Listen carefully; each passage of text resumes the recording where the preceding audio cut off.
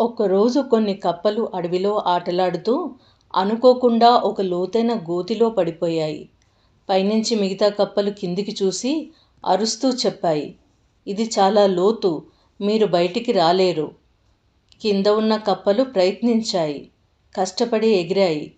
కానీ బయట ఉన్న కప్పల మాటలు వింటూ ఉండటంతో వాటి శక్తి తగ్గిపోయింది. ఒక్కొక్కటిగా అవి ప్రయత్నం మానేశాయి. కానీ ఒక కప్ప మాత్రం ఆగలేదు. అది ప్రయత్నిస్తూనే ఉంది. పైనుంచి మిగతా కప్పలు ఇంకా అరుస్తూనే ఉన్నాయి, ఆపు, నీ వల్ల కాదు. కానీ చివరికి ఆ కప్ప గోతిని దాటి బయటికి వచ్చింది. అందరూ ఆశ్చర్యపోయారు. తరువాత తెలిసింది ఆ కప్ప చెవిటిదని, అది వారి మాటలు వినలేదు అని. అది వాళ్ళు ప్రోత్సహిస్తున్నారని అనుకుంది.